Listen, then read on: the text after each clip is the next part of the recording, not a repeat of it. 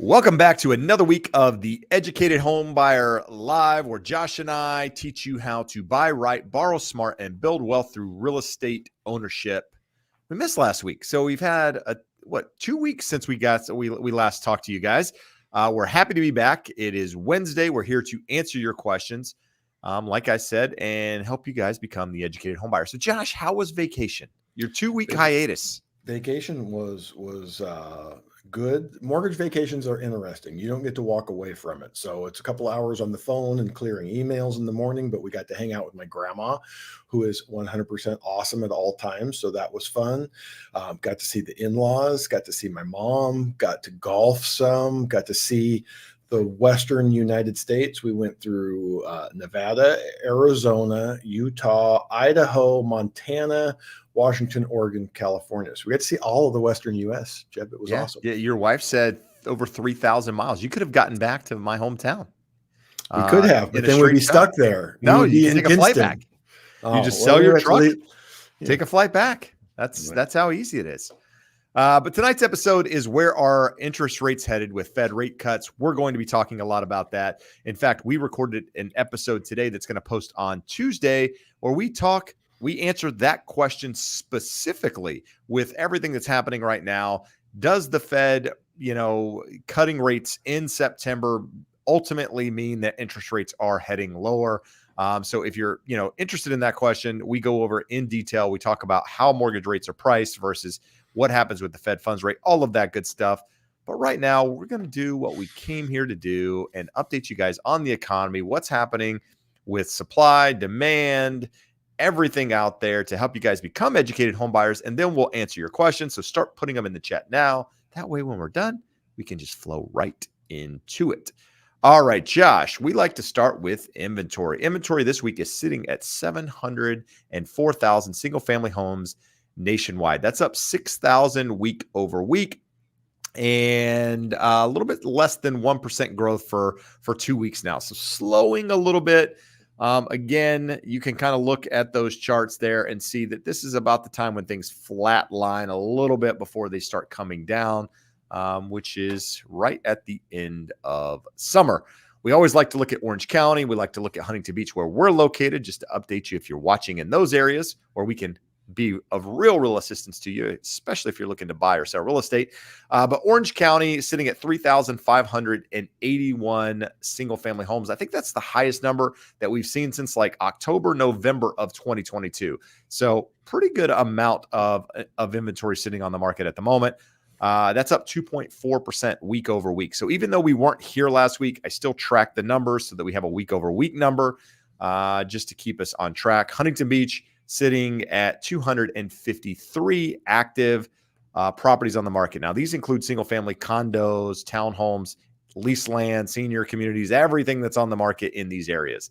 But that's up nearly 6% week over week. So this is the highest level of inventory that we've seen in Huntington going back again to 2022. I don't really know the month in there because we didn't track it back then, but pretty good stuff. We'll in a year or two, we're going to have some really good numbers.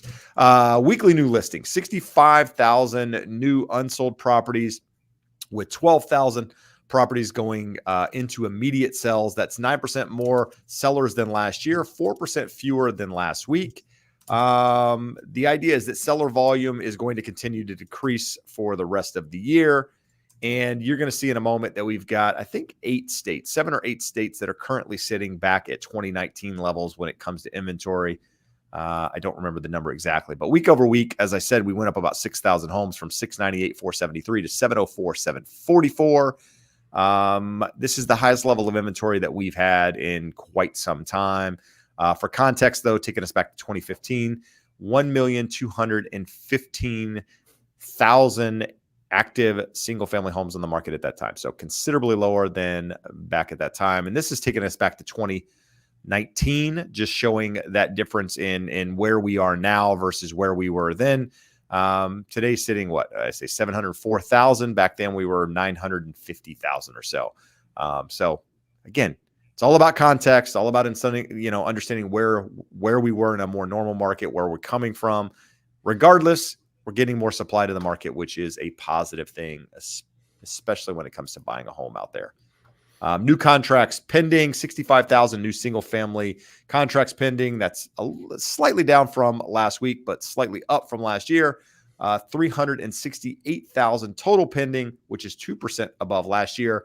Again, puts us about a 4 million annual pace when it comes to existing home sales, which is about where we said they would be. Median price of new contracts. So median price, 449,000. That's unchanged year over year. New listings sitting at 400,000, which is somewhere around 0 to 2% above 2023. And pending sales, 385. That's 4% above 2023. And then we have Case-Shiller, I believe, Josh. Case-Shiller, what? Up what do we say? 0.2% month over month. There we go. The year over year puts it at 5.4. That 0.2 month over month, Jeb, seasonally adjusted. If you take out the adjustment, it was actually 0.5. But obviously, we're at the time of year when you should and would expect more sales. There you go. Percent of properties with price reductions currently sitting at 39.9%. Which is up slightly week over week, but not by much. And the idea is that price reductions are probably going to normalize here soon, stop going up just because of where we are with new listings coming to the market and inventory starting to decrease as we head into the slower time of year. Earlier, I said I said 7 to 8. It looks like 8 states that are back to 2019 levels when it comes to inventory. A lot of those states, Idaho, that's not Nevada, Idaho, Utah, Idaho, Utah. Get confused, Josh. Those states just throw me for a loop. The 4 Idaho, Utah, just throw you off. Both of those, Texas, was that Oklahoma, Florida, Louisiana, these market, that's not Louisiana, that's Alabama. Anyway, a lot of these states saw a lot of growth during that period of time, especially Texas, Florida, Idaho, parts of Utah, because of the work from home, because of people moving all over. So they saw a lot of appreciation, a lot of growth in those areas. And now you're seeing it normalize a little bit because it's not quite as crazy. Now, this chart takes us through population change back from 1970 to 2020. So Josh, what are we actually looking at here?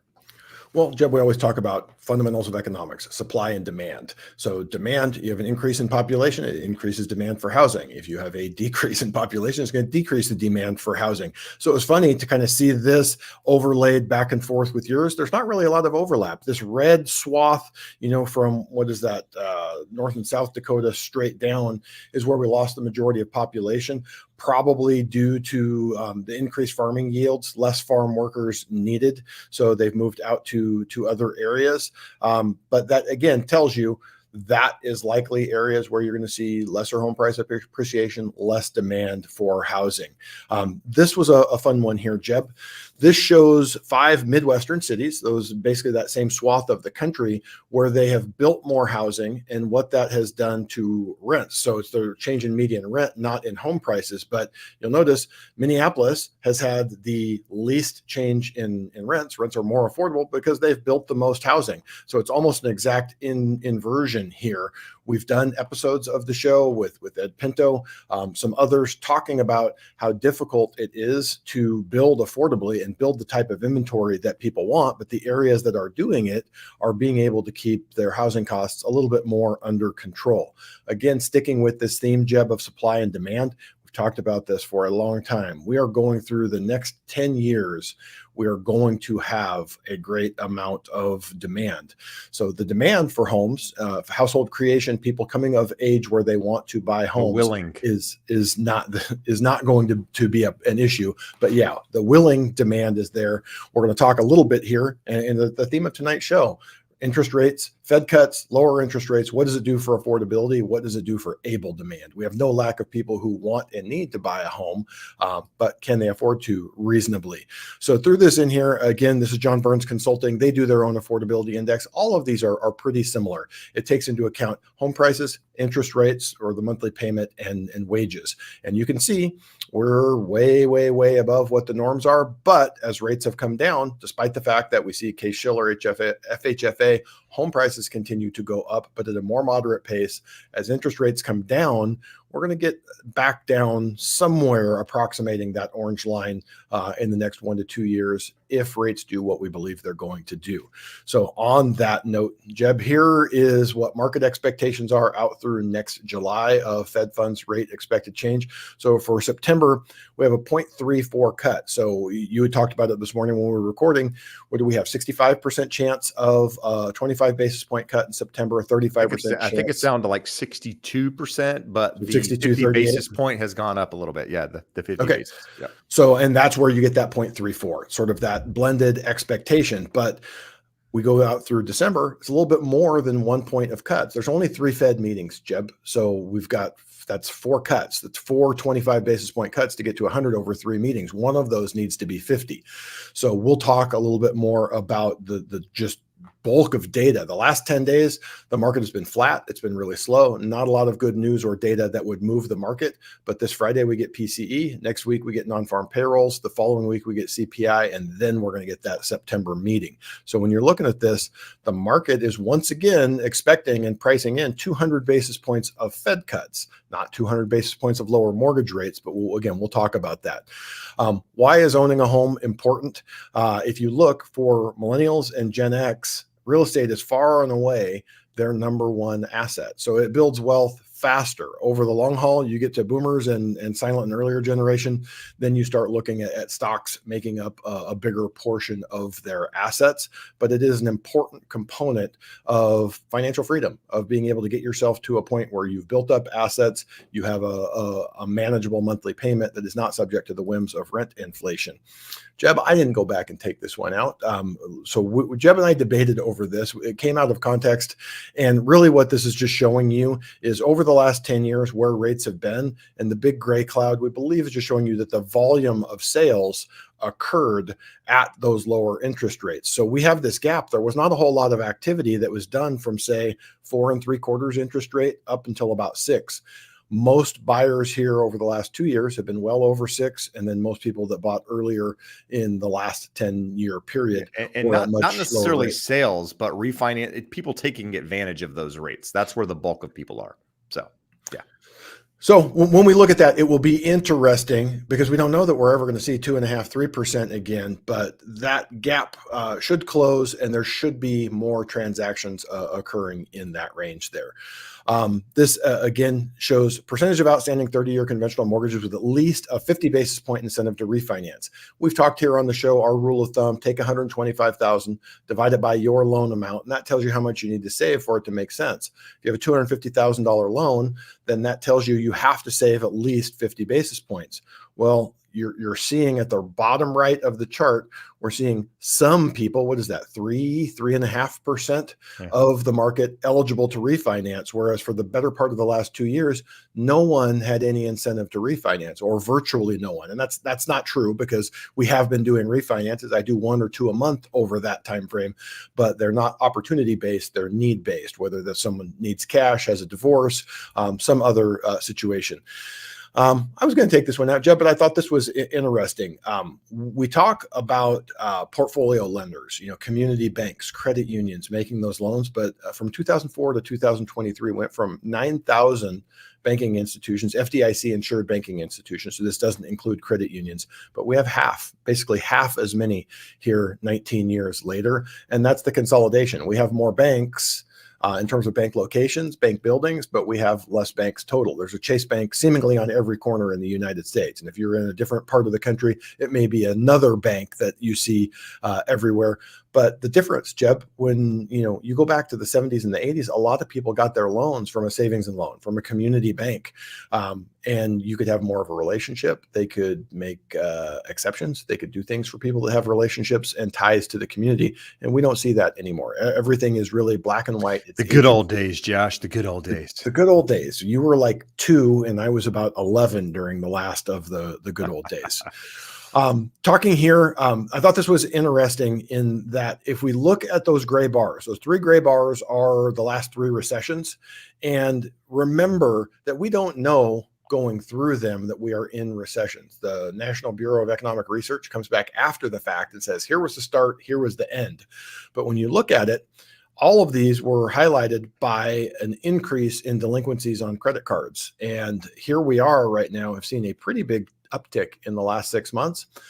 There are definitely other indicators that are saying we're absolutely not in a recession, but this is one telling us when they go back and declare that there was or wasn't a recession and date it. This could be a good indicator of it. So, Jeb, in terms of interest rates, these we had to draw a new band, our little down channel. We broke below that a few weeks ago and have stayed below that. And the bottom of that channel is really now a good level of resistance of bond yields going higher. So a very good chance that we're going to stay below that. We closed the day at 383. We've been in that 380 range, 378, 379, 380 range for going on the better part of 3 weeks. So we got that nice pop down, but interest rates haven't changed much. We haven't talked about this a whole heck of a lot recently, so I threw it in, Jeb. Spreads, the spread between 10-year treasuries and mortgages that you're seeing. You can see that green line shows us that on the low end, for the better part of the last 20 years, it's about 1.25, 1.5 is the low end of that spread of where the 10-year treasury is, what you would add to it before you see what a mortgage rate is. On the high end, 2%. Well, we've been well above 2%, still well above it at 2.61. So that 3.8 treasury and your 2.6 spread tells us we're right here about 6.4% on a 30-year fixed mortgage. Now, we believe 10-year treasury is going lower. There are reasons to believe that we will continue moderating towards at least the high end of that range, the 2% spread. So depending on where those go and where those end up, we should have a good amount of room to the downside here in interest rates, which will increase affordability. And I think we have one other slide, Josh, do we? It's our pretty map, Jeb. Look how pretty that map is. Look at that. So those states that are red, or what states that Josh can actually help in, can help you get refinance, can look at it if you're already in the process of refinancing to see if you're actually getting a good deal, tell you if you're getting a good deal. If not, can help you get a better deal. And the states that are blue will actually put you in touch with our referral partner, David, who does the other states out there. Also equally as charming and as knowledgeable as Josh.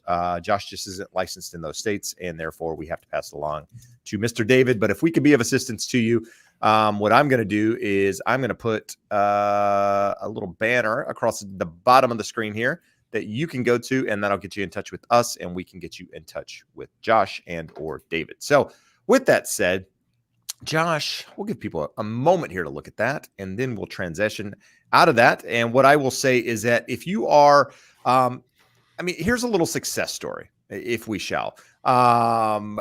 Today is 30th, 28th of the month. In the last 4 days, I have had 4 people that reached out to me that I referred to an agent in another state close on their deal. So people that reached out, I've been able to connect them. One in Texas. I don't know if that one's closed yet, getting ready to close.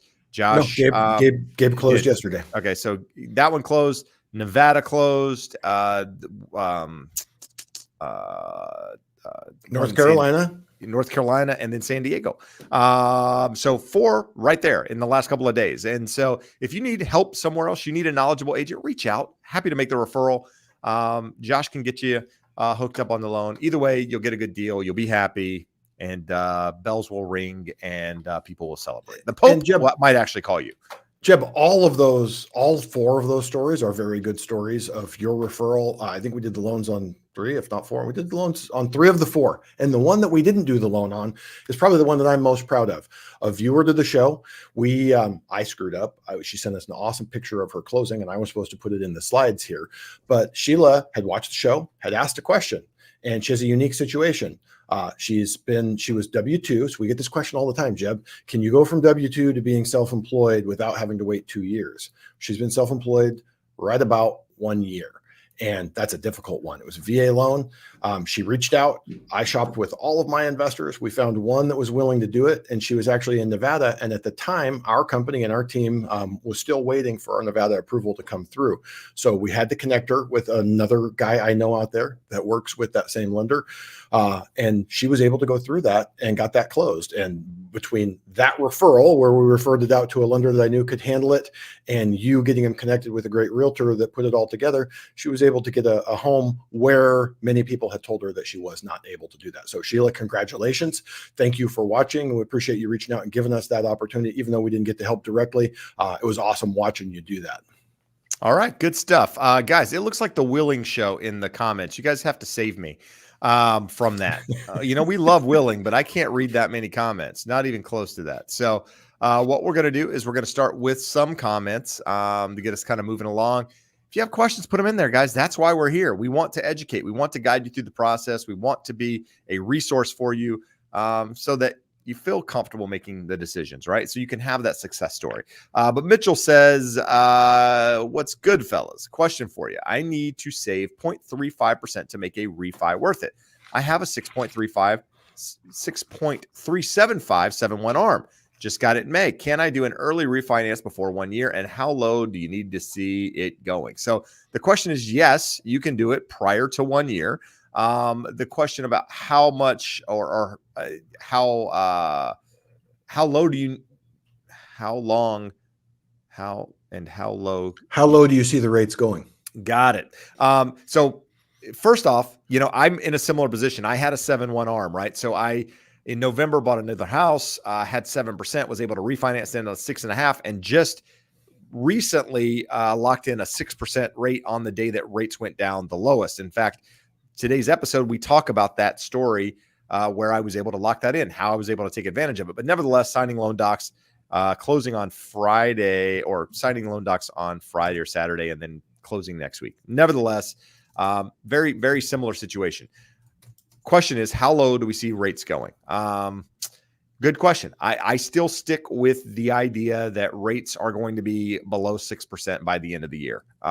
Sometime in 2024, you're going to see a 30-year fixed conventional rate under 6%.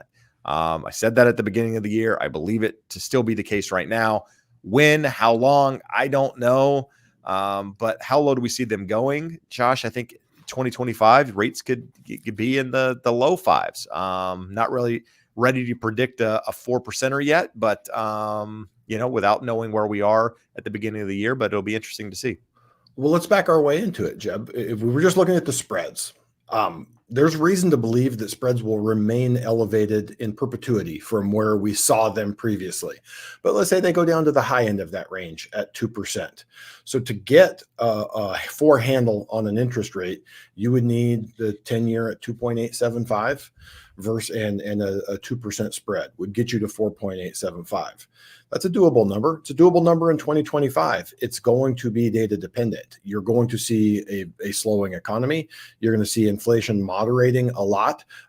Someone who I follow and respect, read his report every morning, David Rosenberg, goes through and points out all of the disinflationary things that he's seeing in the economy. Not deflationary, not prices coming down, but disinflationary impacts.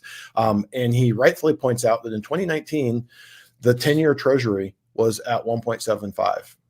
So could we get there without government intervention, without the Fed pushing things lower? You absolutely could. So 1.75 with a 2% spread, with a 2.25 spread, get you to the low end of the 4% range. So Josh is not saying, Jeb is not saying that is going to happen, but it is not as far outside of the realm of possibility of what people think. We're all shell shocked from the 2 years of post-COVID inflation that was higher and longer than anyone expected. I definitely think that they will continue to moderate. So it kind of goes back to the question, Jeb, that we went through on the podcast today as we were recording it. What does that mean you do? If you think rates are going lower, we think they're going lower. We don't know that for a fact. We've seen head fakes over the last couple of years. If you have a large enough loan that a low or no cost refinance makes sense to ring that cash register, by all means, lock in some of those gains on the way down. Again, you don't want to have a bunch of sunk costs where you don't want to do it again. But if you have a $400,000, $500,000, $600,000 loan, even a $350,000 loan, if you can drop that rate 0.5% and not pay much in the way of closing costs, then it absolutely makes sense for you to go ahead and do that, and then look forward and say, hey, our rate's going to drop another 0.5% where I can stair step it down. All right, I'm going to answer this question in just a moment. It's in the chat, but I'm going to read you guys something, and I want you to answer for me what you think the right answer is. I had a viewer. I don't know if they're a viewer of YouTube or they just found. Well, I'm assuming they're YouTube, but they contacted me through Instagram. They sent me a DM, And basically this is the message. They're looking at refinancing and asked me what I thought about it. And I said, well, I need more specifics. Give me more specifics about what you're trying to go through. So original loan was at 250. Current principal's at 246. Okay. They currently have a 6.5% interest rate. And then they went over their monthly payment and all that stuff. They go on to tell me that the new loan amount, so remember they bought it at 250, they owe 246. The refinance that they're considering getting is at 5.625%. Okay. That's on a 20-year loan. So they're going from a 30-year loan to a 20-year loan. And the lender is telling them, hey, yes, you're going down in rate, but here's the key. You're saving 10 years on your mortgage. From a 30-year mortgage, now you're only going to get a 10-year mortgage. Okay. Payment's basically going to stay the same. So there's not an improvement in the payment. But here's the kicker. The balance, the new mortgage, $260,000. $14,000 more than they currently owe on the home. $10,000 more than the original loan. Exactly. So tell me in the chat why or what they should do. Should they refinance? And if so, why do you think so? So if you say yes, why? And if you think no, tell me why. And then in the meantime, we're going to address this question. Then we'll go back and read your comments because I'm interested to see how much you've actually learned on the Educated Home Buyer podcast. So Mina says, is it worth buying down the rate? I set to close on the 9th. On my 0-point rate, it's 7.5%. Think of buying it down to 5.9% for $12K. Loan officer saying not to and to refinance and buy down the rate then. So I got two comments on this. One, I got some questions too. Is it the 9th? The 9th, I realize, is right around the corner. You got a holiday in there. You got some weekends in there. But if I were you, I would be out shopping for a new loan prior to closing on this one, just based on where rates are, personally speaking. Now, it might not be able to close on the 9th, but I would be talking to people trying to make that happen and trying to talk to my agent to get me a little bit more time to make that happen if possible. Going back to your direct question, should you buy down the rate? My answer is no. You should absolutely not buy down the rate because where you are at the moment and where the market is already a huge savings. And if and when rates go down lower, you're going to be able to take advantage of it again. And you don't want to pay, you don't want to have sunk cost in there. And I think Josh is going to affirm that, but I know you had some questions, Josh. Well, she gave us some additional details. So 30-year fixed, $460,000 loan amount. So 20% down, 710 credit score. This is a good loan. So we showed at the top, the slides, the Mortgage News Daily report says 6.34 is what you should expect today. Now, that generally is 25% down. So maybe there's a little bit of a hit for only 20% down. 710 credit score. We know Fannie Freddie goes to 780 is the highest tier, and you get a little hit at 760, 740, 720. But 710 is still a good credit score with a 20% down. There is no world in which this rate should be 7.5%. If you locked 30 days ago, the rate shouldn't be 7.5%. So even though we've seen huge improvement, that rate never should have been at that point. So not sure who you're working with on that, but much to Jeb's point, reach out to us, use the referral link, email one of us directly. Even if it's not a matter of changing, we've had people reach out. We send them a loan estimate of what it looks like today, and magically the loan officer they're working with is able to do something in terms of getting them a better interest rate. We don't need to get to 6.34 to make this make sense. 0 points at 6.75 for what you're telling me should be very doable. So from there, now we go to that question. 3 points, $12,000, almost 3 points, 2.5 points. There's no world in which anyone should ever pay 2.5 points. And Jeb, this almost came up when you and I were having a conversation earlier today. I said, okay, it was when you were asking me about the guy that reached out, the same question you just asked them. So when might it make sense? I've had people who are going to be retiring in 3 months. So great, rates may be lower next year, but this is the last time we have their income to qualify. So they're like, screw it, I'll pay some points. I want the best rate that I can get for while I still qualify. There are certain instances where it could make sense. 99.9% of the time, There is no world. We are still to the high end of the range of where interest rates have been over the last 40 years. Every trend seems to be telling us it's going to be significantly lower. So on a $450,000, $460,000 loan, for you to save $12,000, I think she went ahead and followed up again, what, $500 savings in the monthly payment? Yeah, $500 off principal and interest. You're still looking at 60 months before you recoup the $12,000. You are going to have a much better refinance opportunity in the next 60 months versus paying $12,000 to get a vanity rate right now. But at least reach out to someone. You could close on that loan and refinance it a month later at a better rate than what you've got, assuming, barring that you still qualify all the things that need to happen. But yeah, and Josh said, reach out to us. We would be a really good source for you. But if you say, hey, I don't even want to reach out to you guys, reach out to someone, get someone else to talk and go through that, because I have a feeling, the rate's 6.5, not 7. Is that? No. Oh, that's somebody else. Too funny. Yeah, go through it, because again, that's a lot of money to save, and you can eliminate the hassle of having to refinance sooner than later and saving your $12,000. So going back to the question I answered, nobody came up with an answer other than Stefan. And Stefan says they should not refinance because it will reset the interest. Yes and no. In this case, they were going from a 30-year fixed. However many years they had left was hard to say, because it said they started at 250. They were down to 246. And, it doesn't seem like they've had the loan for that many years. But nevertheless, they were going to a 20-year mortgage, so they were actually going to end up paying less interest over the course of that loan. But the key is they were being charged $14,000 in cost to do that loan, and it was being rolled back to the balance. So their equity that that they had in that property is essentially not being eliminated entirely, because we don't know what the property's worth, but you're losing $14,000 of equity in what seems like what they're promoting as a good deal. And they're promoting it as a good deal because of the way they laid it out. It's not a good deal. You're probably paying 2 to 3 points for that 5.625% rate, because that's not a rate that's available today on a 20-year fixed mortgage. So just be careful. And then when I asked him, I said, hey, do you have a loan estimate? No, I don't have a loan estimate. I just have the spreadsheet they sent me. Be wary. Be careful of anything when you don't have a loan estimate. You don't have something to base it off of. You just have some person in a conversation. And what I will tell you is that this company is the biggest company out there when it comes to marketing and advertising for mortgages. So, know that they got to pay for that advertising somehow. Anyhow, I digress.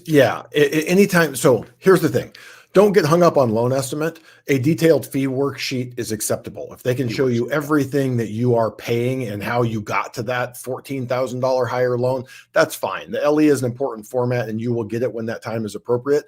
But when they have their own spreadsheet and they start trying to dazzle you with bullshit that you're going to save $43,000 because you're going from a 28.5-year loan down to a 20-year, that's a sign that they're not serious about telling you what the savings is. And even if you want to do that, if you want to do a 20 or a 15, have them show you what a 30-year looks like, because that's apples to apples. Even if you have zero interest in doing a 30-year, do that apples to apples comparison, so you could see in this situation, the majority of the savings was coming from paying points. I don't have to do that. If I got $14,000 extra dollars, I could pay an extra principal payment, or a large principal payment, and realize some of that savings. But back to Stefan's comment here, reset the interest. I get this question from people a lot. Well, I don't know if I want to do this. I've had this loan for a year and a half. I only have 28.5 years remaining.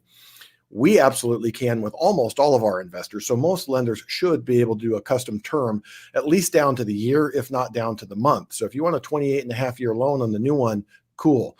Realize that is a valid choice for you to make when you're refinancing, not for the loan officer, not for someone to present you with, hey, I'm thinking this is what you should do. It's pencil it all out and say, do you want to have more cash flow on a monthly basis, or do we want to keep progressing month after month towards having this mortgage paid off? Because it might be a valid option to go down to a 20-year. It might be a valid option to do it at 28.5 years of what's remaining. It might be a valid option for you, in the best situation for you, to minimize that payment and go back to 30 years. But that's your decision, and you need help quantifying it because you're not the person that does this on a day-to-day basis.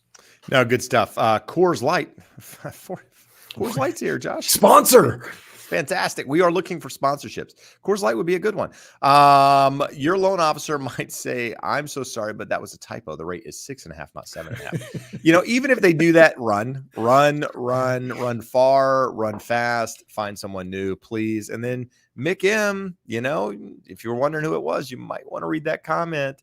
I didn't put it in there, but I think that's the company that I saw, if I remember correctly. Me says, hey guys, question. You're asking yourself? Me. Yes, I'm asking this I don't know the answer. I'm looking for it. Can I sell both my houses and buy one bigger and use that 1099 tax thing? So I think the thingy that you're talking about is a 1031 tax exchange. And how that works is that's on an investment property, and that goes from a like kind investment to another like kind investment, if you will. So if you're selling a single family home that's an investment property, you can transfer the gains in that property to a new residential property, investment property, and not have to pay capital gains on those or taxes on those gains until some point in the future, if you will. So when you're selling two properties, it depends on how you have those properties classified. Your primary home, when you sell it, you get $250,000 in tax-free gains for a single individual, $500,000 for you and a partner, a married partner, get $500,000 in tax-free gains. Anything above and beyond that can be taxed. So say, for example, you bought a house for $500,000. It's worth $1.5 million now. Well, 500,000 of that is essentially tax-free if you're married, let's say you are, and then that other 500,000 could be taxed. Now, there are some things that could adjust that tax basis, closing costs, improvements, different things you've done to that property can come out of those gains, but you can't just take all of your gains and roll it into a new property and not be taxed unless you fall under those brackets, because that's essentially where the tax code came from. The 1031 tax code, the capital gains tax code came, it was changed, I think, in like 1978, 1980, whatever year it was, Josh, where they took away where you just had to, if you put all your gains into a new property, you didn't have to pay taxes. Well, the new one is now you get the $250,000, $500,000. So going back to your question, how is the other property classified? If that's an investment, you're selling that too, then you might have some taxes that you have to pay on that, because you can't take gains from an investment property, put them into a property you're going to live in, and get away with the tax-free part of that deal. Now, Josh, there might be an opportunity where you can put it into a multifamily property, if you will. Live in one unit, rent the others out. There might be an opportunity for you to pass them along some of the capital gains in that investment side of that piece, but I don't know. That's a CPA question. Yeah, it's very detailed. You don't want to run afoul of this. So even if Jeb and I have the right answer, you absolutely want to make sure you have a tax professional signing off on it before you make any decisions. Yeah, we are not. Josh is pretty good tax guy over here. But he didn't have the answer. I stayed at the Holiday Inn Express last night. There you go. Let's see. Let's go with this one. William Cathcart. I have 10% down payment saved up. Do you think using the down payment assistance is worth it? I know some have different stipulations, but in general, are they worth it for a lot of first-time home buyers? So understand, first-time home buyer down payment assistance programs not only vary by county, they vary by state. There's a lot of differences in these, but most of these programs are not free down payment assistance. They are silent second mortgages that end up on title that at some point you end up paying off. If I'm saying that correctly, Josh, is that right? Most of them are silent seconds that have to be paid off at some point. Most of them are secured by lien. They're not a grant. They're not giving you money. They're giving you the use of money that you will have to repay in the future. And that generally creates restrictions for you. So if you find a program that is a grant, that is truly your money, or some of them will stay in the home for 3 years and it's forgiven. You're like, okay, I might be willing to not only stay in the home and make that payment, I might be willing to forego refinancing for 3 years if I get $15,000, $20,000, $30,000 towards my purchase. You have to quantify what that number is for you and what it would look like going forward. I have no problem telling you guys, I am not a big fan of any assistance programs. What we have in California, whether it's the GSFA Platinum, primarily the Cal HFA, they're all liens against your property, and they make fairly significant restrictions for you going forward. And you have restrictions during the process, and generally a higher interest rate than what you can get otherwise. Now, that being said, I've seen programs in other parts of the country. Saw one in Tennessee a few months ago that I'm like, I would do this. This is a great program. So I'm not against anyone researching it and checking it out. For the most part, the bad outweighs the good, and it should be sort of a last resort. So for someone that has 10% down, what my approach is, let's do it. Let's look at Cal HFA here in California, and let's look at a standard 10% down. Or if you reach out and you say, hey, Dallas Fort Worth, there's this program, what do you think about that versus a 10% down conventional? We're going to get the details. We're going to pencil it out on paper, and you're going to look at it. I don't ever have to tell anyone. It is very, very rare that the answer, when it's correctly analyzed and put on paper, doesn't jump out to someone. You guys are smart. You know what the right answer is. All right, good stuff. I think we're being insulted here, Josh, but I'm not 100% sure. Mitchell says, I think y'all like Bud Light more. So I'm pretty sure he thinks we're more Bud Light guys. And, I don't take that lightly, Josh. I'm offended. I'm offended. I'm going to get my gun and shoot up the case of Bud Light. Listen, here's what I'll say. I've been watching. Do you ever watch the show Alone? Have you seen it on Netflix? Mm-mm. It's where they drop these people. There's like, we're out in the wilderness where you're going to die, and where you record yourself, right? So the last season, or the season I just watched, because I don't watch them all. I've seen the show before. I thought I would watch it. These guys are in Saskatchewan, up in Canada, northern, like Canada, like the damn Arctic, right? I've realized, Josh, I am inadequate as a man after watching this show. I mean, these dudes stayed out there. The guy that won was out there like 64, 65 days. Not only did he build it, I mean, there's females out there, Josh, that are building log cabins and killing stuff and eating. And everything. Dude. I thought I was a good camper. Like, I can go sleep in a tent. I can make a fire. These people are legit, dude. Like, I realized I deserve, like, nobody called me a man. I am a boy for life after seeing that. No, yeah, we are city slickers for sure. On that topic, as long as we're doing the TV section of the show, have you seen Wyatt Earp on Netflix? I have not. Oh, it's fantastic. You got to go watch it. It's half like cheesy reenactment with not great actors, but then they bring in the historians to tell you what was actually going on. So it's part like History Channel, part like telenovela. It's good. I like it. Good stuff. You always love a good novella. Lucy Fine says, hey guys, been watching your videos to gain knowledge, and you are amazing. No fear mongering, truth and facts. I appreciate it. Thank you. Thank you for the comment. That means a lot. Thank you for supporting the show. Also means a lot.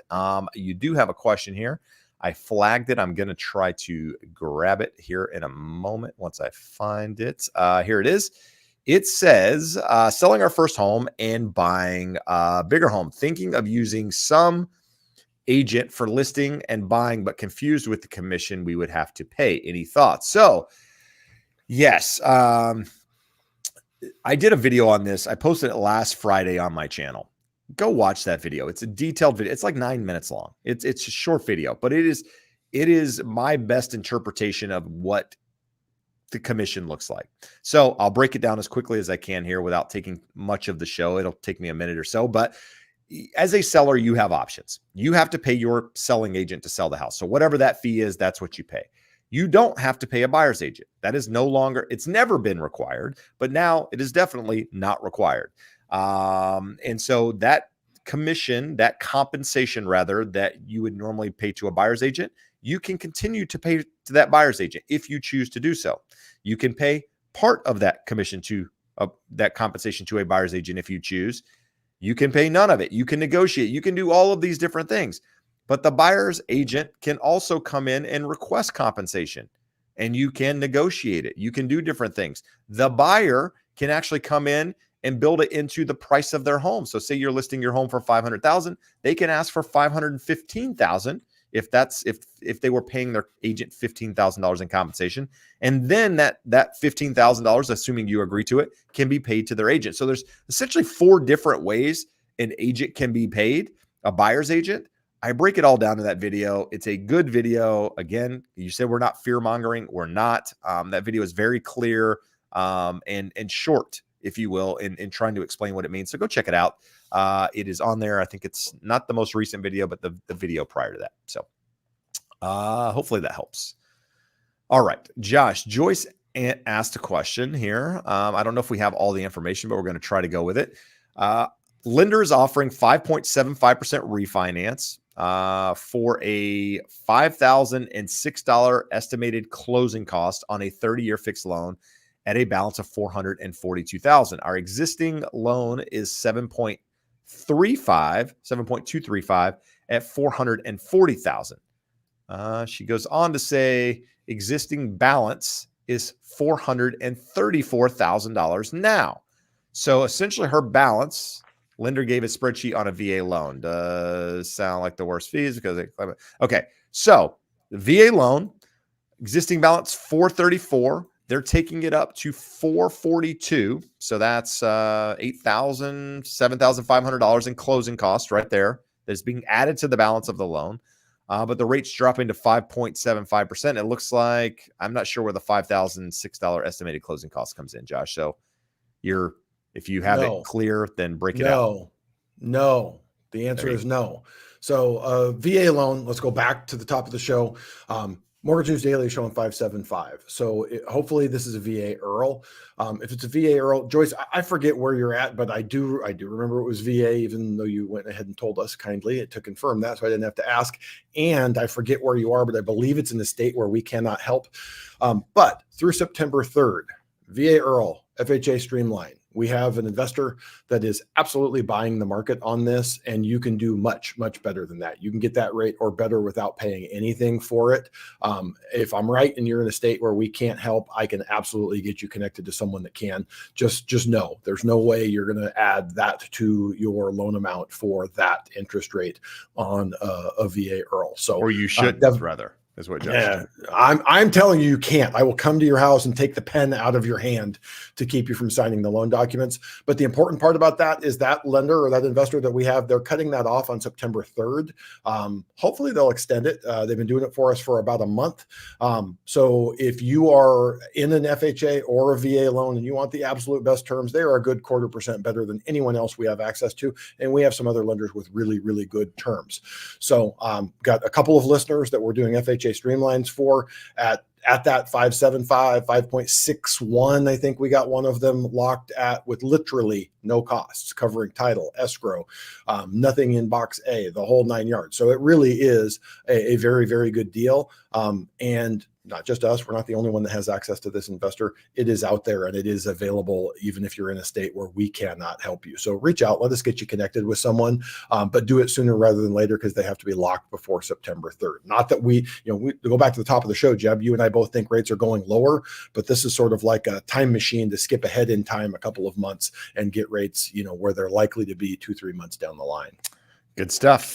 So that referral link in the bottom will get you to us. It's Jeb Smith, JEBSMITH.net/referral. So that'll get you in touch with Josh and myself. And put in the notes that you're thinking a streamline or an IRRRL, because we'll know it's time sensitive, and make sure you get connected out to someone in another state or that we get to you right away. Just because we do have that little window there.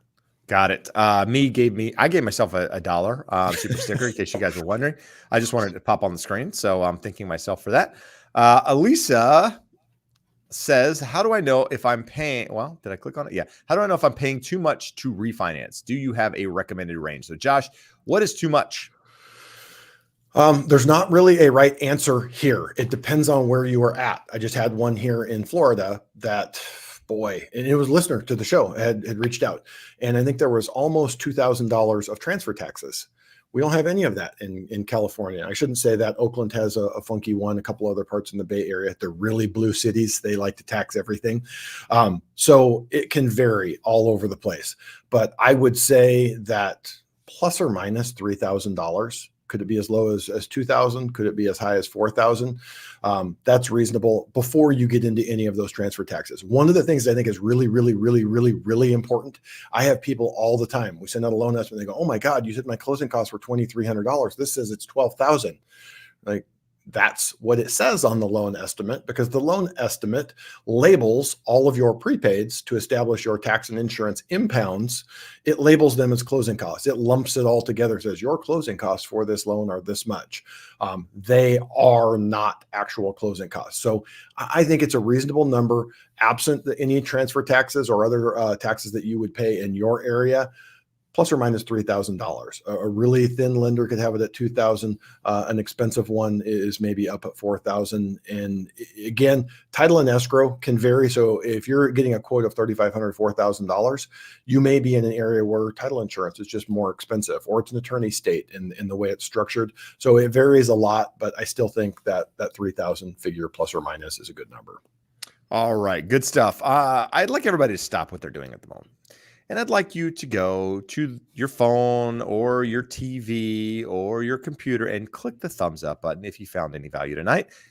It helps the algorithm, helps us push out to more people, helps us accomplish our goal, helping educate home buyers and sellers. And ultimately, that's why we're here, right? Spend an hour every single week away from our families to help, guide you guys through this process. And we don't ask for a lot, but we're asking for that because it does help. And if you haven't subscribed, if you're on the Educated Homebuyer watching, subscribe. If you're here on my channel watching, subscribe. It does help. And if you're listening on the podcast, this goes on the podcast every Friday. You can listen to us while you work out if you'd like. You can rate us and review us, and that does help as well. So that's my last pitch for that. But just know that we're thankful for you listening.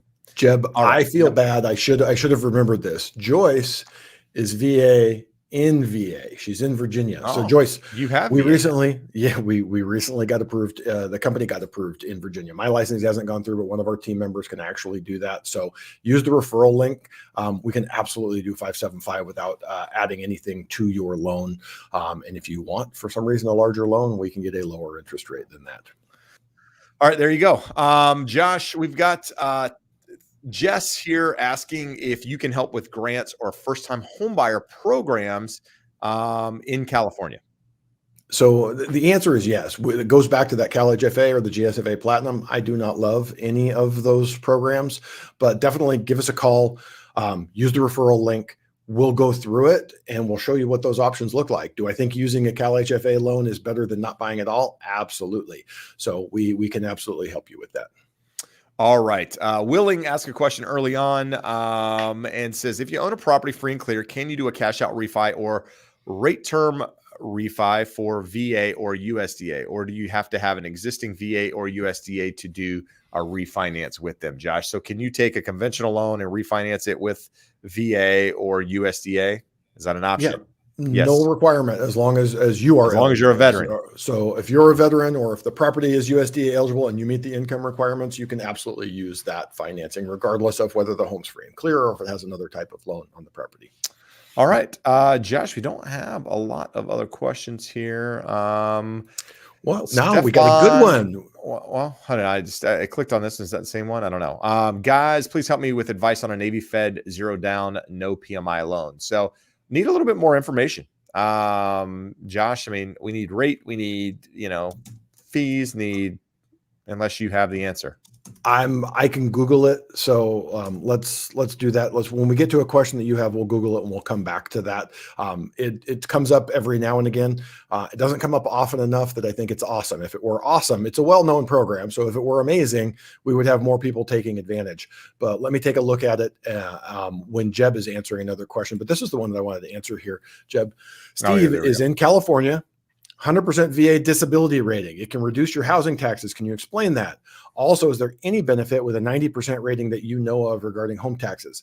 I would have to look it up. My understanding is California, you have to have 100% permanent total disability rating. If you do, you get a deduction in your assessed value. And the number is escaping me. It's less than 170,000, but really, really close. It's like $169,000. So if you buy a home and it's assessed at $1 million instead of paying taxes on $1 million valuation, you're going to pay that tax rate for that property against $1 million minus the $169,000. So it's a very nice benefit. If we say in general, California property tax rates are about 1.25%. 169,000 is going to save you a couple $1,000s a year, a couple $100 on your monthly payment. Not as great as the great state of Texas, the Republic of Texas, where 100% P&T veterans are completely exempt from paying property taxes. So maybe consider moving to Texas. All right. Let's see here. Mick M is, I think this is the whole thing. It says monthly they have a $22,683 payment. I guess it looks like the principal balance is $2,571,000. Josh, currently have an 8.25% rate is what 2.5% rate. Asking about a refinance. They bought in May. California. I'm trying to go through all the pieces here. Principal paid $3,294. Interest amount $35,386. So Josh, is there an opportunity to refinance somebody that has a $2.5 million loan that's currently sitting at 8.25%? So in a short answer is absolutely, but you're in a unique situation. That's a jumbo, some would consider a super jumbo loan above $2.5 million. You get less options, you have higher interest rates, but all of the jumbo stuff that I've been looking at is much, much better than that right now currently. So you're in California. I happen to be in California. I would be happy to look at it and tell you what's available.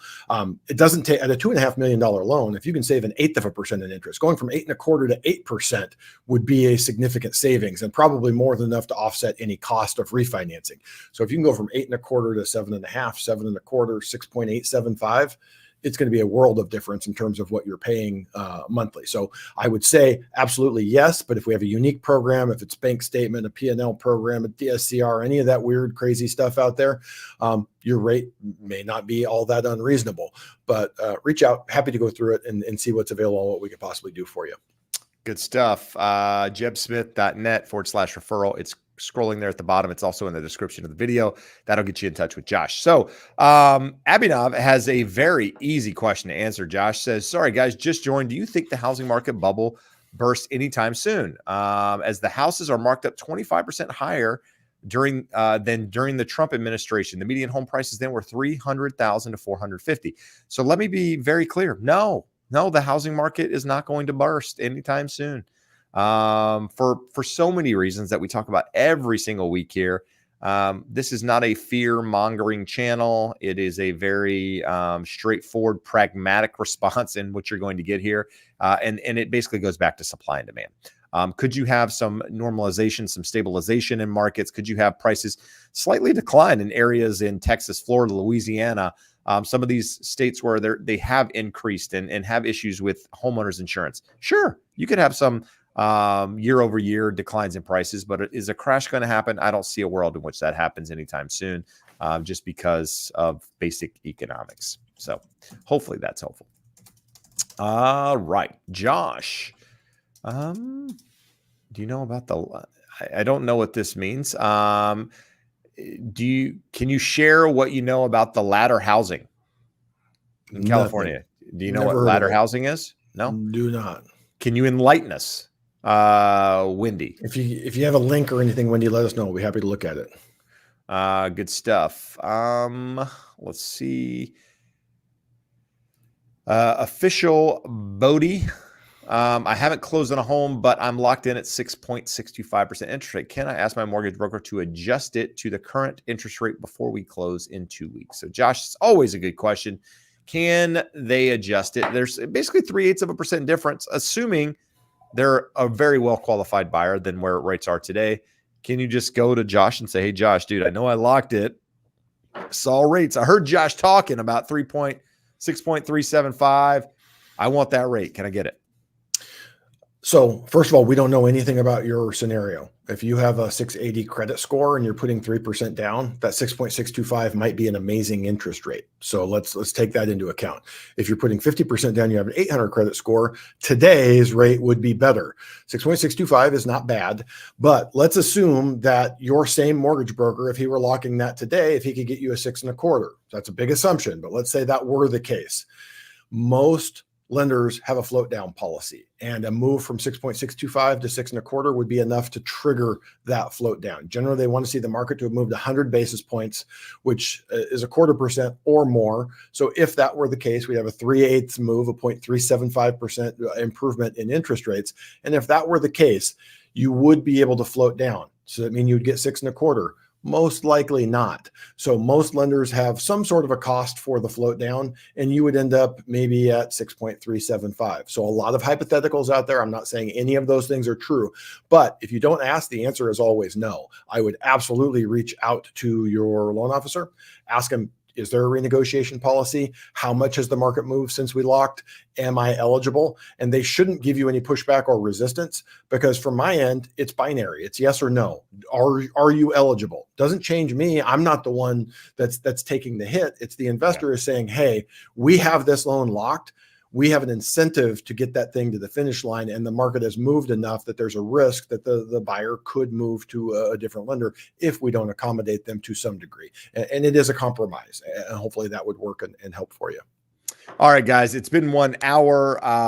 That is the end of tonight's show. We got some people saying thanks, so thank you for watching. If you haven't done so already, do us a favor, hit that thumbs up, subscribe to the channel if you want to stay updated on this. We do it every single Wednesday at 5 p.m. on Pacific Standard Time.